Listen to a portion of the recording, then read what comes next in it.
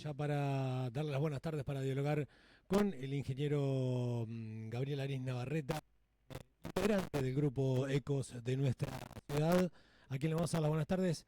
Gabriel, buenas tardes, ¿cómo andás? ¿Qué tal, Nacho? Buenas tardes y buenas tardes a todos y a todas. Bueno, Gabriel, ¿hace cuánto que estás en el grupo Ecos? Sos uno de los fundadores, ¿no? Claro, junto con Beto Aguirre. Y mira, hace relativamente poco festejamos acá cerquita de la radio en La Balanza los 22 años de existencia de Ecos. 22 años. 22 años, así que la fecha exacta es 11 de enero del 2004. Ahí se formó el grupo en una reunión que hicimos. ¿Y la recordás esa reunión? Sí, o sea, me acuerdo, había muchas personas y estaba Julio Saleses, bueno, Beto, Noemí, bueno, y muchas personas más. Fue bastante gente, no sé, te diría 10, 12 personas. Y empezamos a charlar sobre, bueno, qué nos movía, por qué la necesidad de formar un grupo que tratara el tema ambiental. Fue eso más que nada, ¿no? Es decir, bueno, no se escuchaba mucho el tema del ambiente en ese momento, ya en los periódicos y en las radios ya aparecían algunas noticias, pero no se profundizaba en los temas ambientales. Entonces ahí fue que un poco con esa idea de iniciar la formación del grupo, ¿no? ¿Fueron los temas ambientales en general o hubo algo que encendió la mecha ahí que dijeron, che, nos preocupa esto, pero bueno, tenemos que tratar un montón de cosas, hay un montón de cosas en realidad preocupan, pero por ahí viste que a veces el que enciende la mecha termina siendo Sí. un tema, ¿no? No, se dieron muchas cosas. En ese momento se hablaba mucho del tema de los residuos, sobre todo de las grandes ciudades que ya estaban colapsadas. ¿Te acordás que se intentó poner un basural a cielo abierto muy cerca, acá en la localidad vecina, en General Alvear? Eso fue uno de los Un temas. relleno sanitario era, ¿no? ¿Cómo? Un relleno sanitario Un era. relleno, sí. Sí. No andaba el tren, pero el tren iba a empezar a funcionar para traer los residuos de la capital. Claro. Era una cosa bastante insólita. Eso fue uno de los temas. Y después, bueno, obviamente, hace poquito también se cumplieron 30 años de la llegada de la primer soja transgénica. Eso también era un tema que se hablaba mucho, de cómo iba a impactar eso sobre todo acá, que era una zona agrícola o agrícola ganadera. Entonces eso fue como un combo y después, bueno, había noticias así de: aparecieron peces muertos en tal arroyo y nada más. Bueno, pero ¿por qué? De no plantearse, bueno, ¿y por qué pasó eso? ¿Por qué apareció eso? Y de repente se empezaban sobre todo Beto tuvo un rol fundamental porque él hablaba con un montón de gente ahí en el comercio que tenía, y muchos vecinos se acercaban y hablaban con Beto. Le decían: mirá, yo estuve viendo que sí, hay peces muertos, pero ahí pasó algo, no es que se murieron porque sí. Y bueno, y esa inquietud fue la que motivó un poco la creación del grupo, ¿no? Y obviamente también ya se venían formando grupos en otros lados, que teníamos contacto con ese grupo de vecinos, y bueno, ahí se decidió la formación del grupo Ecos. Vamos a hablar un poco de... Pablo, ahora me acordé de Pablo Sarrabecochea, fue otro de los fundadores. También. También. Vamos a hablar un poco de Gabriel Ariz Navarreta, de vos. Sí. Gabriel, ¿vos de dónde sos? Yo nací en Capital. En Capital Federal. En Capital Federal, sí. ¿Vivían en algún barrio específico? En Caballito. En Caballito. Cerca del Parque Rivadavia. Ajá. Pero bueno, la conexión con el campo la tuve siempre porque mi viejo nació en Arenaza, cerca de Lincoln. Bueno, vino de chiquito, se tuvo que ir del campo. Pero siempre volvíamos a Arenaza permanentemente a visitar a vecinos y a visitar a parientes. De ahí, así que esa conexión con el campo la tuve siempre. Pero vos te criaste en Capital. Yo me crié en Capital, con un contacto directo con el campo porque iba permanente a Arenaza y a Lincoln. Después mi viejo con sus hermanos se compraron un campo en Alvear y entonces pasaba por Saladillo. Ahí conocí Saladillo, íbamos a General Alvear. ¿Esto de qué año me estás hablando o qué edad tuya más o menos? Y yo entré en el 76 a la Facultad de Agronomía. Ajá. Y toda la Facultad de Agronomía la hice viniendo a Alvear, a General Alvear. ¿Eso influyó ese campo en la elección de tu carrera, del ser ingeniero agrónomo? No, yo siempre la idea mía era, siempre, pero para mí fue por este origen que te cuento de mi viejo, ¿no? Que estábamos siempre en contacto con el campo y viajamos mucho ahí. Y siempre tenía la duda entre seguir veterinaria o seguir agronomía. La duda siempre fue por ahí, siempre era un contacto en el campo. Y Alvear vine durante del 76 al 82, que fue lo que tardé en recibirme de ingeniero agrónomo, digamos. ¿Y cuando te recibiste? Y cuando me recibí empezamos a trabajar ahí por la zona de Alvear. Mantuvimos el campo, después ese campo se vendió. Entonces empecé a trabajar en huertas que se hacían en la capital, y que iban los vecinos y trabajaban digamos, terrenos que estaban así abandonados. Había un programa del municipio que hacía huertas con los vecinos, ¿no? Entonces ahí empecé y ahí escuché por primera vez la palabra agroecología. Nunca la había escuchado en toda la facultad. Y ahí conocí a Andrea, que es mi compañera, digamos. Ajá. Y bueno, y después alquilamos una chacra cerca de Cañuelas, también para hacer verdura, ya teníamos algunas vacas. Y después, bueno, hubo una posibilidad, unos 30 años atrás, de tener la posibilidad de comprar un pedazo de tierra. Y bueno, y yo me acordaba de pasar por Saladillo, que me había gustado mucho la ciudad, me gustó mucho Saladillo. Y lo primero que hicimos fue venir a Saladillo a ver si podíamos comprar algún pedazo de tierra, ¿no? Y ahí empezamos 30 años atrás, en el mismo lugar donde estamos ahora. ¿Y ahora Chacra La Bonita. de cuánto consta ese pedazo de tierra que tienen Son ahí? 14 hectáreas. 14 hectáreas que ustedes producen y explotan. Sí, sí. Primero hacíamos, cuando recién llegamos, vinimos con toda la impronta que veníamos de allá. También Andrea trabajaba mucho en la facultad con el tema huerta. Así que iniciamos acá con verduras. La actividad principal era la producción de verduras, que Ujú. lo seguimos unos 4 o 5 años más o menos, y una otra parte del campo lo dedicamos a tener vacas, animales, digamos. Y después nos pasamos al tambo. El tambo igual ya hace más de 20 años que estamos en el tambo, pero los inicios fue con el tema de la verdura. Y además del tambo siguen con producción de animales y eso para autoconsumo o no. Sí, es un tambo, por la extensión, es un tambo familiar, así que lo que hacemos es, sí, obviamente nos autoabastecemos de todo lo que tiene que ver con lácteos, también de carne, también tenemos verdura, que ahora es una huerta muy linda, comunitaria, porque participan muchos de Ecos. Repartimos ahí la producción de esa verdura, la llevamos a la feria, acá cerquita, Tagorda y Mariano Acosta, cuando nos sobra. Y ahí llevamos también los quesos, dulce de leche, ricota, digamos, todos derivados lácteos. Ujú. ¿Y cuánto tiempo te lleva esto, Gaby?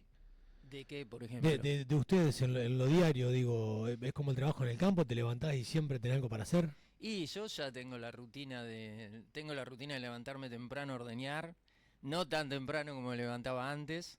Y además tengo dos chicas que trabajan en la chacra, que me ayudan, porque yo ya me jubilé. Ah, muy bien. Porque también pasé por una etapa de docente en la escuela de Cazón, agropecuaria.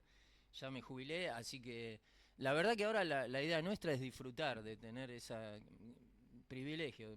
O sea, me animo a decir eso, de poder vivir ahí en ese lugar, tan cerca de la naturaleza y con los animales, digamos. La verdad que es algo que... No he probado el dulce de ¿No leche, lo Gaby. probaste? No, lo voy a tener Uy, que probar. Voy a tener que ir mala mía que no traje nada. un sábado que estén, Malísimo, voy a tener que ir a malísimo. comprar dulce de leche porque no lo he probado. Y entiendo, yo soy muy fanático del dulce de leche. Ah, mira, Fíjate cómo será que cuando voy a las góndolas, no importa qué dulce de leche sea, a veces veo un dulce de leche que no conozco claro, y lo compro para probarlo. está bien, A veces me llevo flores de chasco y a veces me resulta muy bien. claro. Eh, pero soy muy fanático, así que un sábado esto voy a aparecer a comprar algún tarro Dale, buenísimo. de dulce de leche. Gaby, volviendo un poco ahora al grupo Ecos, Sí, digo, quiero que me la tomes bien la pregunta, yo sé que sí, porque hace años que nos conocemos.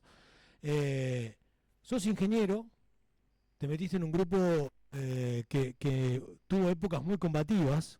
sí, Cuando digo combativas, me refiero al buen combate, al combate de la palabra, de la presentación de proyectos, de la interpelación comunitaria, a esas cuestiones me refiero.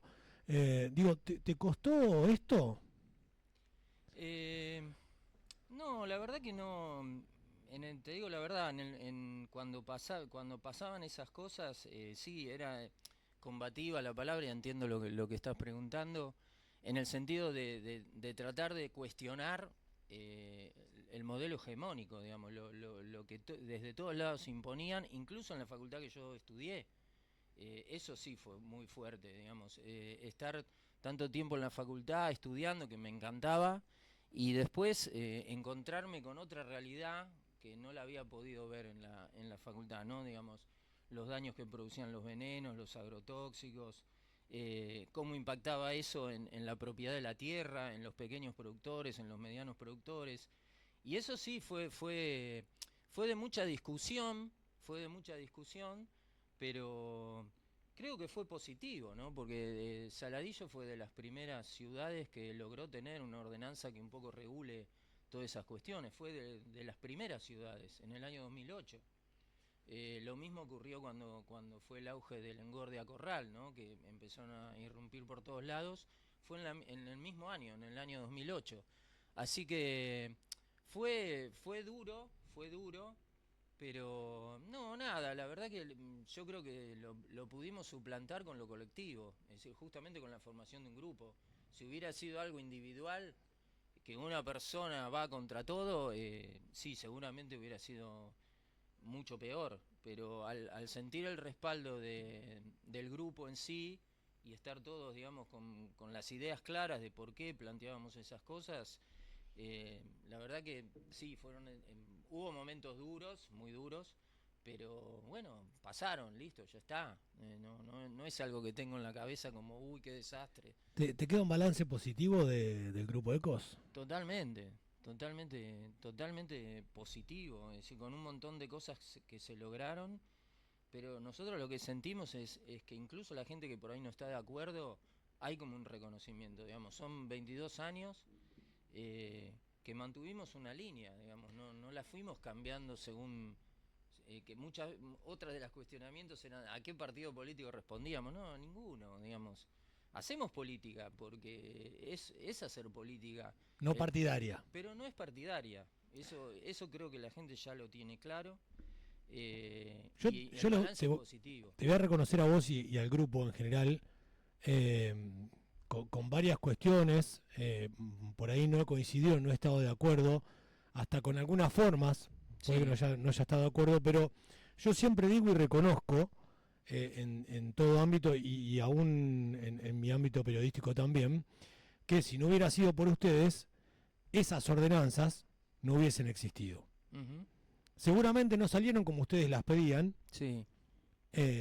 no salieron con las distancias que ustedes pedían, con las reglamentaciones que ustedes pedían, pero ese punto medio que se logró, sin ustedes, no hubiese existido. Sí, Entonces tal creo cual. que eso es absolutamente un logro del grupo ECOS y es una de las cosas que tenemos que mirar, ¿no? Digo, antes de criticar o de ver, y vos decís, sí, mirá, o yo por ahí he dicho, che, sí, la verdad que en algunas cosas fueron medio extremistas, Ujú. pero hay una realidad, si no hubiesen estado ellos, esto que protege hoy en día a nuestros hijos, y a nosotros mismos, obviamente, pero bueno, hoy en día uno se preocupa más por los hijos que por uno mismo, Sí. no estaría. Bueno, te agradezco, te agradezco. Sí, yo creo que una de las cosas que nosotros, o que yo personalmente más rescato es eso, es haber mantenido una línea, una conducta y bueno, y sí, es lo que decís vos. De repente lo que nosotros proponíamos no era exactamente igual a lo que salió, pero se dio el debate, hubo audiencias públicas sobre ese tema acá en Saladillo, o sea, muy grosso. Y otras, bueno, lamentablemente no las conseguimos, no conseguimos que fueran sancionadas, como declarar, por ejemplo, que es algo que la verdad que sí, un poco nos parece una falta, digamos, no haber podido declarar el humedal de Indio Muerto como un paisaje protegido, algo que realmente se trabajó mucho ese tema, pero sí se puso en debate y yo creo que hoy no hay nadie en Saladillo que no entienda que ese lugar hay que preservarlo, ¿no? Yo creo que muchos ya se están dando cuenta que hay que preservar los humedales en general. Exacto. Que dragar el río Salado, y esto lo venimos discutiendo un montón de veces, Sí. sí es buenísimo, hay que dragarlo, pero acompañado de obras de retención. Uh-huh. Si no lo acompañamos de obras de retención, después el agua que acumulamos en 2 minutos queda en el mar y nos quedamos sin humedad. ¿No? Sí, Creo que esto es básico, o sea... Sí, por supuesto. Lo peor es eso, es hacer un dragado que lo único que haga es llevarse el agua dulce, y siempre está el agua ahí en el medio, llevarse el agua dulce rápidamente al mar, destruyendo otros ecosistemas que son muy valiosos también. Distinto es proteger los pueblos o las ciudades para que no se inunden, obviamente, pero los humedales cumplen un rol importantísimo que se tiene que prever cuando se decide hacer una obra. Hicieron una conferencia, no quiero dejar de tocar algunas cuestiones, hicieron una conferencia por el tema de los glaciares Sí. Y de la ley de glaciares. Gaby, ¿cuál es la postura del Grupo ECOS? Y bueno, es lo que estamos un poco hablando, digamos, el tema del agua es un tema que, digamos, cruza a todo el país, a toda la población, no es un tema de solamente las provincias donde están los glaciares, y Argentina fue una de las primeras países en el mundo que logró una defensa de lo que llama glaciar y ambiente periglaciar, y bueno, hay un intento por modificar eso, concretamente para hacer minería, porque digamos es así, es para hacer minería y destruir parte de esos ambientes, ¿no? Entonces, justamente esto que estamos hablando, una de las funciones de los glaciares, porque son ecosistemas, los glaciares tienen muchas funciones, pero una función que no se puede negar es la de ser proveedores de agua dulce. En algunos casos en forma directa, y al resto de la sociedad y de los pobladores también necesitamos de los glaciares porque regulan el clima y un montón y bueno, si eso lo perdemos no tiene vuelta atrás. No es como, no sé, cualquier otra cosa que uno dice, bueno, después voy a tratar de recuperarlos. No, esto no se recupera más. Una vez que se instala una minera y vuela, porque ahora, eso también fue un tema que hablamos mucho en Ecos, ahora la minería que se hace es la minería a cielo abierto, es la mega minería, porque ya no es la minería donde entras en un túnel y entra el minero, sino que se hace con sustancias químicas, con explosivos, se explota la montaña, porque los minerales, no hay abundancia de minerales, entonces hay que explotar toda la montaña, por lo tanto explotar los glaciares, y bueno, todo eso genera una serie de problemas de contaminación, además de destruir el ecosistema. Entonces la verdad que estamos muy preocupados todas las organizaciones, y yo creo que la población también, para que esto no se vote esa modificación de la actual ley de glaciares, ¿no? Que por otro lado tiene un fundamento científico con el IANIGLA, que es un instituto donde hay gente entendida, científicos que han hecho un mapeo de dónde están los glaciares en el ambiente periglaciar. Eso ya está, y no se puede dejar a que un gobernador o un funcionario decida que ese glaciar no sirve. Y bueno, y después hubo un montón de cosas como una audiencia pública que, de hecho, en Ecos nos anotamos 7 o 8 personas integrantes del grupo y ninguno pudo hablar. Fue una de las audiencias públicas donde más gente se anotó del mundo en un tema ambiental, más de 100.000 personas, y habló menos del 0,2%. Y además, la audiencia pública se lanza después que el Senado ya le dio media sanción. No es lo que dice la ley. La ley dice primero la gente tiene que estar informada, hay que abrir el debate, después se abre la audiencia pública para que la gente se exprese, porque el tema ambiental es un derecho humano y es un tema que todos tenemos derecho a opinar, y después deciden diputados y senadores. Bueno, acá no se hizo eso. Entonces fue una violación de todas las leyes, de la Constitución Nacional, no se puede ir para atrás en materia ambiental. Siempre hay que ir por más, pero nunca por menos. Entonces, si ya tenemos esa protección, no podemos ir por menos protección.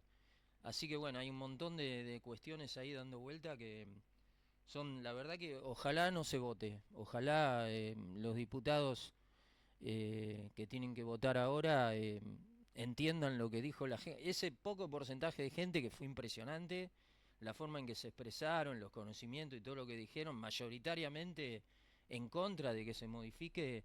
La verdad, ojalá los hayan escuchado, aunque había muy pocos diputados escuchando, pero no sé, veremos qué pasa. Y si no, va a ser un problema, porque se va a judicializar, Ya los abogados que están en el tema ambiental ya han adelantado que si esto sale por toda la violación de leyes y de artículos de la Constitución Nacional, va a ser judicializado y por lo tanto no va a haber esa seguridad jurídica que pierden las grandes mineras, se va a judicializar y además la gente está en contra, entonces la gente va a estar en la calle protestando, así que ojalá no lleguemos a ese punto. Gaby, ¿cómo ven las fumigaciones hoy en día? ¿Mejoraron las fumigaciones? ¿Se cumple la ordenanza? Y a nosotros nos llegan a veces vecinos que no se cumple. Hemos tenido el año pasado, creo que fue, o el anterior, algunos problemas en escuelas rurales. Pero creo que a esta altura yo lo que te diría que seguramente no se cumple al pie de la letra la ordenanza, seguro eso, porque tenemos quejas de los vecinos. Pero además ya es un problema de la cantidad de venenos que se usan y no solo en Saladillo, vuelvo otra vez. Digamos, hemos hecho estudios y hemos encontrado 20 agrotóxicos mezclados en los cursos de agua de Saladillo. Entonces, por más que se fumigue bien, las buenas prácticas, ya es tanta la cantidad que se está usando. Somos uno de los países somos el país que más cantidad de veneno usa por habitante. Eh, ya es un tema que ha pasado a otro plano, ya no se trata de pulverizar bien, ya se trata de buscar otro sistema.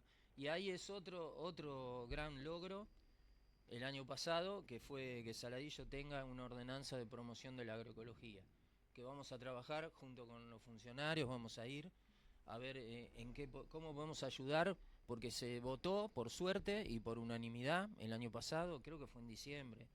Se votó a fin de año. Bueno, ahora hay que implementarla. Eso es muy bueno, es decir, dar otras posibilidades de producir de otra manera, ¿no? Hay que ayudar a la Hay que ayudar al implementación. productor. Y la ordenanza dice eso, ¿no? De charlas, gente que está en la producción agroecológica que venga a explicar. Y bueno, y tratar de proveer al pueblo de alimentos sanos. Saladillo puede tener una autoproducción de alimentos sanos para toda la población de Saladillo. Seguramente puede llegar a sobrar y se verá qué se hace con eso. Pero por lo menos empezar por lo local. Cinturones verdes, donde se produzca. Hay un montón, hay producción de kiwi agroecológico. Nosotros estamos produciendo los quesos en forma agroecológica. Se puede producir de otra manera, eso ya está recontra demostrado. Así que ojalá podamos ayudar para que esta ordenanza se ponga en práctica. Gaby, otro tema, el tema del agua. Sí. ¿Qué pasa con el tema del agua en Saladillo? Bueno, el tema del agua en Saladillo, lo que pasó fue que, en primer lugar, nosotros pedimos informes que nos digan qué análisis se estaba haciendo y cómo daban los resultados, y lamentablemente no nos respondieron. Ahora, pero yo en esto te pregunto porque quiero tratar de dilucidar un poco. Yo he tenido funcionarios Sí. acá en el programa, les pregunto por los resultados y me dicen que los resultados son públicos, que están en la Dicen que página son web del públicos, municipio. nosotros no pudimos encontrar nunca esos resultados. Pero a mí me dijeron que estaban cargados en la página web del municipio. ¿Y vos los viste? No, la verdad que no descargué, pero me dijeron que estaban cargados en la Sí, página web del municipio. a mí también. Y yo no los vi, no los puedo encontrar. No los puedo encontrar y hemos hablado con concejales. ¿Dónde están? Así los vemos. Después, lamentablemente, tuvimos que recurrir a un abogado ambientalista y ahí se dieron a conocer los resultados. Ahí aparecieron algunos. Y bueno, lo que pasa con Saladillo es que tiene niveles de arsénico por encima de lo que establece la Organización Mundial de la Salud, que igual ya aclaramos que aún así son menores a los que tiene ciudades vecinas. Por ejemplo, Roque Pérez tiene muchísimo más arsénico que Saladillo. Pero bueno, Saladillo se está rigiendo por un valor antiguo, que es el de 0,05 miligramos por litro, y la Organización Mundial de la Salud, ya por evidencias científicas, dice que tiene que ser 0,01. Entonces, bueno, la Corte Suprema de Justicia de la provincia ya tiene jurisprudencia y siempre falla a favor de ese valor. Ya está, en otros lugares donde ha pasado lo mismo se ha hecho eso. Entonces hay que buscar la forma de consensuar y decir, bueno, vamos a solucionar este tema. Eso es lo que estamos buscando. Lamentablemente no lo pudimos hacer en el diálogo y tuvimos que recurrir a un abogado. Ojalá que ahora sí, que ahora se pueda. Es eso lo que pasa básicamente, digamos. No se sabe muy bien la cantidad de análisis que se hacen, si es periódico, si no es periódico, y el tema del arsénico claramente está excedido con respecto a lo que dice la Organización Mundial de la Salud. ¿Participaste de esta visita que hubo no hace mucho? Estoy tratando de acordarme de dónde era, que vino a explicar el tema de los valores del arsénico en el agua, que había que hacer un doble estudio, que Sí, no, la verdad que no participamos, sé lo que me estás hablando, lo leí lo que decía esta persona, eh, pero bueno, no es lo que dice la ley. La ley dice que vos o yo o cualquier vecino de Saladillo no debe tomar agua con más de 0,01 miligramos por litro de arsénico porque puede ser dañino para la salud. Entonces hay que buscar la solución de eso. Lamentablemente hasta ahora no estamos encontrando la solución en el diálogo, digamos. Pero bueno, espero que avance en todas estas cuestiones y podamos llegar a una solución. la pregunta, Gaby, acá sería, ¿hay ciudades que tienen este tema solucionado? ¿Y cómo lo solucionaron? Sí, hay ciudades que tienen el tema solucionado. Es difícil, más en estos tiempos, porque, a ver, ¿qué sería lo ideal? Que haya una planta potabilizadora de agua que tenga un filtro para sacar el exceso de arsénico, que es lo que algunas ciudades, como por ejemplo la de Monte, que es el mismo abogado que está haciendo acá, Monte está empezando a construir esa planta, supongo que ahora con muchos problemas económicos, supongo que estamos en ese problema ahora, de no tener fondos para hacer eso. Pero hay forma de solucionarlo. Y después, bueno, hay otras que son soluciones pasajeras, que no son para decir, bueno, lo solucionamos. Pero, por ejemplo, en Roque Pérez, que tiene muchísimo más arsénico, la empresa que provee de agua tiene una cisterna con agua que no tiene arsénico. Entonces, los vecinos pueden acercarse a ese lugar, todos los vecinos que quieran, y se llevan agua sin arsénico. Y muchos pueblos nosotros hemos visitado que tienen ese sistema. No es el ideal, porque hay que movilizarse hasta ese lugar, pero bueno, si es un problema de salud, hasta que se solucione, sería como una solución intermedia, digamos. Eh, La solución no es seguir tomando agua con arsénico, entonces tenemos que buscar la solución, eso es seguro. Sabemos que es costosa, Es Gabriel. costoso y sabemos en qué situación estamos económicamente ahora. Es costoso, sí. Sí, No, sí. no se ha encontrado otra vuelta que la planta de ósmosis No, inversa, porque ¿no? tenés que filtrar el arsénico. Digamos, el arsénico básicamente es un mineral, digamos, natural. Eh, Hay estudios que están indicando que ahora el hombre está exacerbando eso, pero el origen inicial es natural. Entonces la única forma es eliminarlo, hasta ahora por lo menos, es eliminarlo a través de filtros. Entonces la planta potabilizadora tiene que tener un filtro de ósmosis inversa, que es lo que tienen algunas plantas de agua, de lo que se llama agua mineral, digamos. Corregime, a ver si me equivoco. A mí una vez me explicaron que una ósmosis inversa es más o menos como pasar el agua a través de un mármol. Sí, algo parecido. No soy experto yo tampoco en eso. Pero me lo graficaron así. Me dice, Sí, vos hace de cuenta que para la presión que tiene que tener el agua tiene que atravesar un mármol. sí, Digo también para que la gente se grafique lo que implica claro. una planta potabilizadora de agua de ósmosis inversa a nivel de una ciudad, ¿no? Sí, sí, sí. Sí, por supuesto. Pero bueno, hay ejemplos. Hay algunas ciudades que tienen plantas potabilizadoras, que sería lo ideal, de osmosis inversa, para eliminar el arsénico, ¿no? Y después, obviamente, los controles, que sean controles bacteriológicos, todo eso con la periodicidad que exige también la ley. No cada tanto, sino con la periodicidad que exija la ley. Y eso a ustedes nunca le constó, digamos. No, no, porque lamentablemente es lo mismo que vos me estás diciendo, lo mismo nos dicen a nosotros, ¿viste? Sí, se hace, bueno, ¿por qué no me mostrás? No, no, porque sí, porque no, o no sé. Esto que vos me planteás, no, ya son públicos, ¿y dónde están? Y no se ven, porque eso solucionaría un montón. Saber que toda la población de Saladillo sepa lo que está tomando, sepa los valores, y bueno, y veamos cómo podemos hacer para solucionarlo. Lo que no se puede es negarlo, ¿no? Decir, sí, nosotros somos claros y decimos los niveles de saladillo son menores que los de pueblos vecinos, pero esto no significa que no pase nada, porque la Organización Mundial de la Salud está diciendo que el límite es 0,01. Entonces busquemos la forma de solucionarlo. Es eso. Hablamos de un montón de temas, Gaby, pero si vos tenés que decir cuál es el tema que más te preocupa hoy en día. Si alguien te dijera, mira, Gabriel, vamos a solucionar un tema, pero un tema por ahora. Sí. ¿Qué tema elegirías? Y a mí me encantaría que Saladillo pueda tener un cordón de abastecimiento de alimentos sanos, producidos en forma agroecológica para el pueblo de Saladillo, que el pueblo de Saladillo valore eso, que puedan volver a trabajar las chacras que hoy en lugar de estar produciendo esto se están loteando, que ese es otro de los problemas de la planificación, ¿no? De la planificación bueno, ¿hasta dónde tiene que avanzar? Porque a medida que avanza la gente necesita servicios y necesitas más pozos. Y a medida que hay más extracción de agua, hay más posibilidades de que aumente el arsénico. Entonces, hagamos una planificación, a ver hasta dónde, digamos.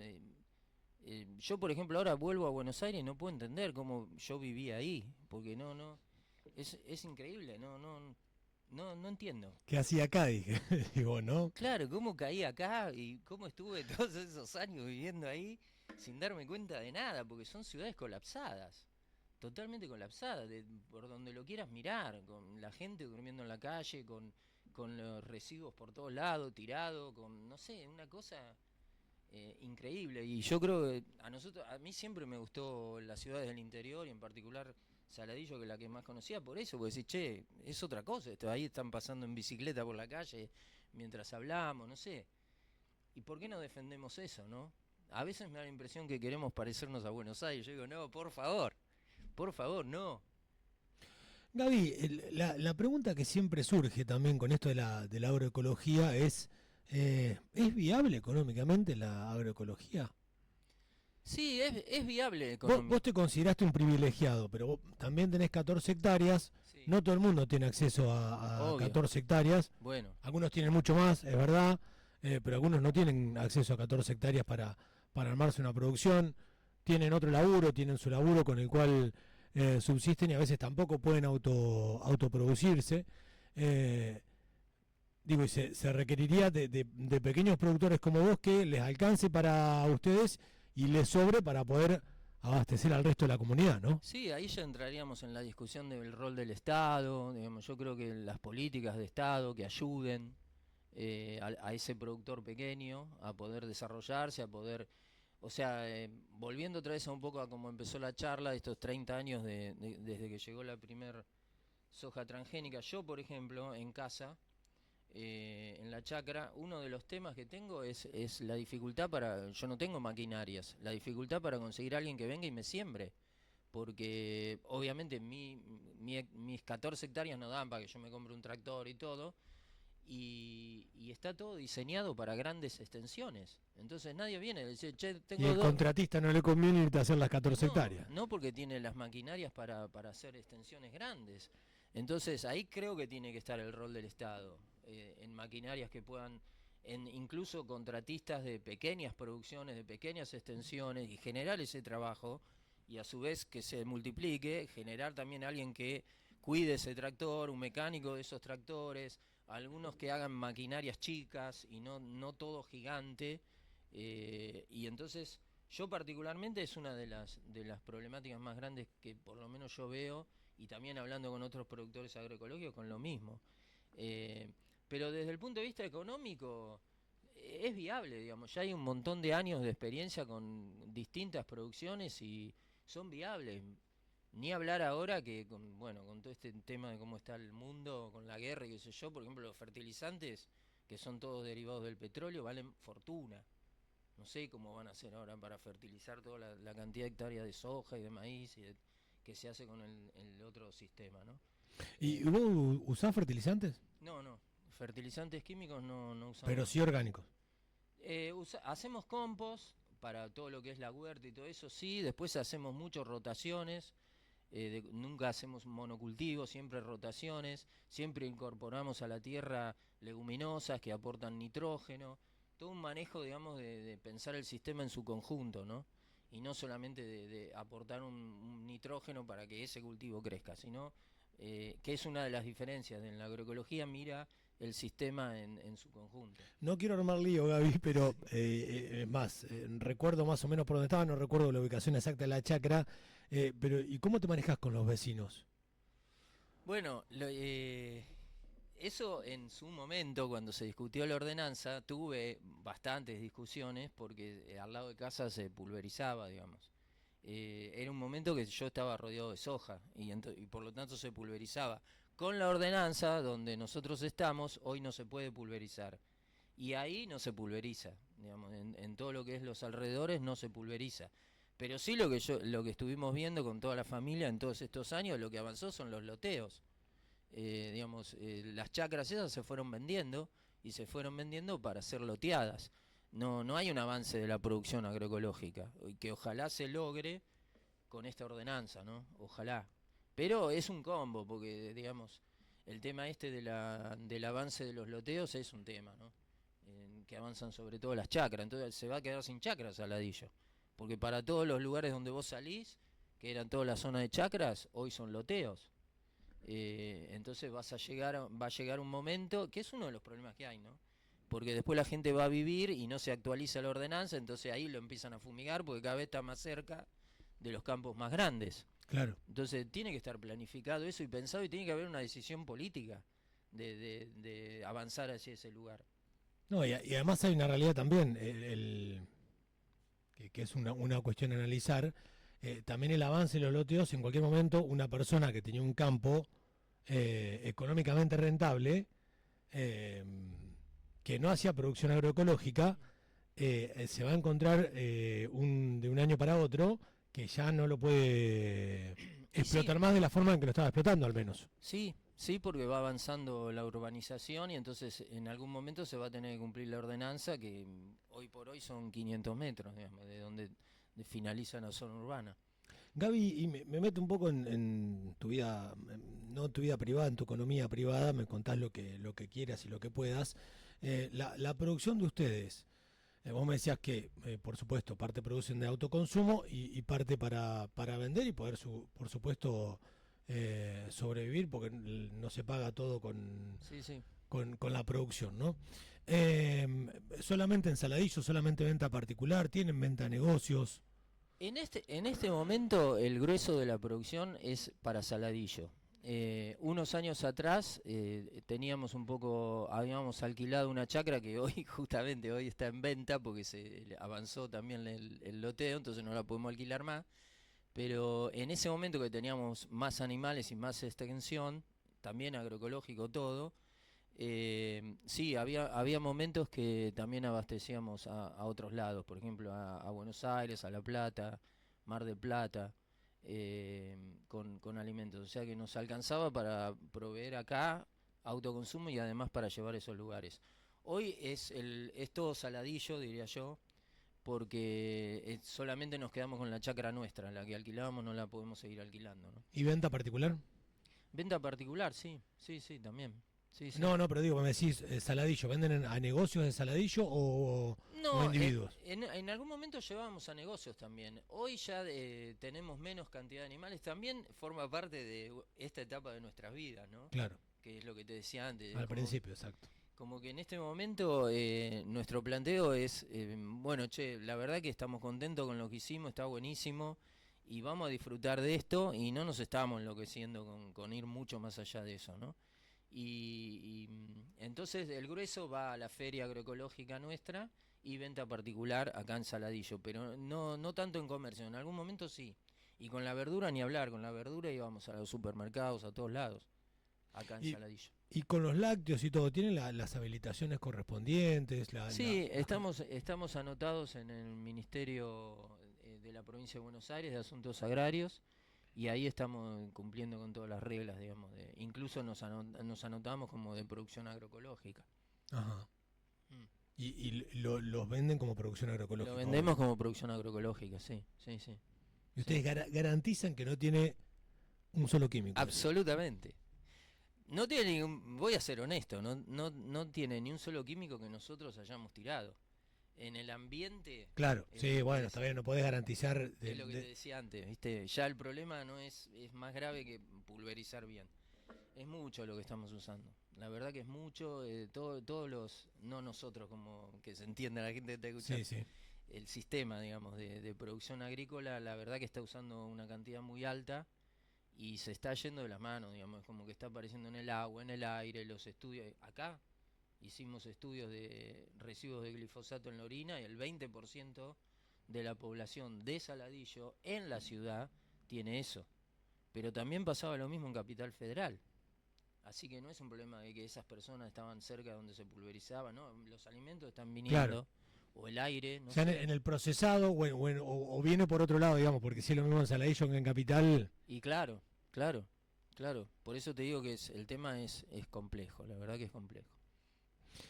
Gaby, me quedan algunas cuestiones más pequeñas, pero me dijiste que hacían un balance positivo del grupo ECOS. ¿Qué cosas crees que les quedaron pendientes? Eh, una que teníamos pendiente era lo que salió en diciembre, que es la agroecología, que ojalá le metamos con todo ahora, por lo menos lo que venimos charlando en la reunión de nuestro grupo es que vamos a ayudar en todo lo que podamos para que se desarrolle la producción agroecológica. Y el otra es justamente volviendo un poco al tema de los glaciares, es el tema del agua. El tema del agua en general, sobre todo la preservación de lo que decías vos, de los humedales. Creo que Saladillo tiene esas características geográficas y la verdad que nos quedamos un poco tristes cuando no pudimos protegerlo. Porque se hizo un trabajo muy bueno, incluso con el club de pesca, muy bueno, con guardaparques, que fueron ellos los que armaron el proyecto. Hicimos cursos. Y eso fue algo pendiente que sí, un poco nos hubiera gustado haberlo conseguido. Por supuesto que ahora con el dragado del Salado, digamos, es lo que está pasando con el humedal, ¿no? De repente está lleno de agua y en 2 días se fue. Es un tema, es un tema de política ya provincial, nacional, ¿no? Digamos, que es un poco, volvemos un poco a lo de la política, ¿no? A mí me parece que algunos políticos y la mayoría siguen legislando como si no hubiera pasado nada en el mundo. Eh, y la verdad que, a ver, tuvimos 2 años encerrados, una pandemia, toda la población de la Tierra, 2 años encerrados. Eh, Tenemos un cambio climático que es más que evidente, con excesos, con fenómenos extremos que van de sequía, pasamos a inundación, de inundación, lo que pasó en Bahía Blanca fue terrible, los incendios permanentes en el sur, lo que está pasando ahora en el norte argentino con los ríos que se desbordan. Se están pasando un montón de cuestiones que no se puede seguir legislando como si nada pasara. Entonces, no, vamos a destruir los glaciares, porque la minería me va a dar, que bueno, ese es otro tema, de lo que va a dar o lo que no va a dar, porque hay también datos de que no da. eh, pero digamos, en algún momento tienen que decir, bueno, a ver, no nos fue muy bien siguiendo con este esquema. Tratemos de ver si podemos buscar por otro lado, porque así no va. Somos cada vez más pobres, hay un montón de gente pobre, cada vez con menos derechos, un mundo muy violento, con guerras. eh, no se puede seguir, la verdad que no. Yo siento que están gobernando y sumo a la oposición en muchos casos, como si no hubiera pasado nada en el mundo, ¿no? Me preguntan acá, hola Nacho, ¿cómo estás? Muy linda entrevista, de curiosidad. Pregunto, ¿a qué lugar de Buenos Aires se refería de la suciedad y la gente durmiendo en la calle? Y yo voy a visitar a mamá, que tiene 96 años y sigue viviendo ahí en Caballito, y veo a la gente, pero en todos lados. Es muy difícil que no vea gente durmiendo en la calle. Está lleno, está lleno. Ahí en Caballito, Acoite y Rivadavia, mamá vive a 3 4 cuadras de ahí, donde pasa el tren, cerca de la cancha de ferro, y hay gente durmiendo en la calle. Gaby, ¿qué agua tomás vos? ¿Cómo? ¿Qué agua tomás? Agua de pozo de la chacra. ¿Y la has hecho analizar? Nunca compré agua mineral, nunca. ¿La has hecho analizar? Sí, cuando hicimos estos estudios de arsénico, la hice analizar. Está bien desde el punto de vista bacteriológico y no tiene arsénico.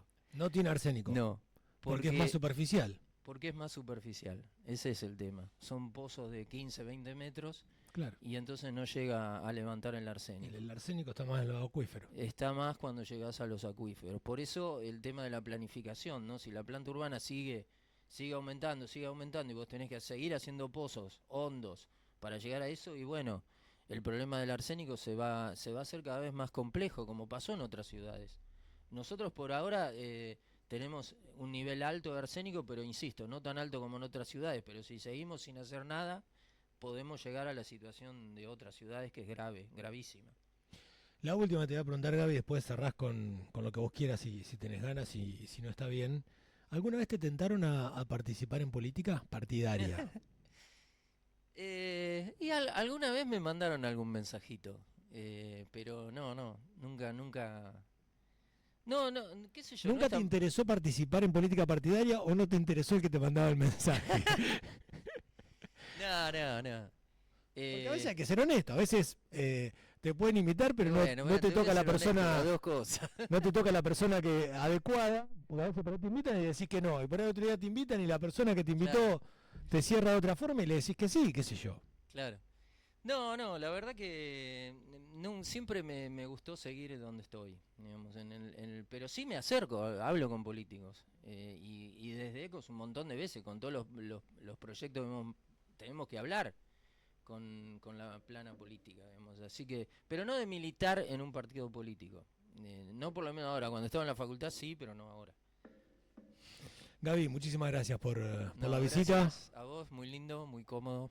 Bueno, me alegro, es la idea de estas entrevistas, que sean un poquito más relajadas, hablar un poquitito más de todo, no solo de lo que haces como grupo o en forma mediática, sino también que la gente por ahí conozca Dale, quién buenísimo. es Gabriel Laris Navarreta, ¿no? Te agradezco muchísimo. Y vos me dijiste algo que me guste.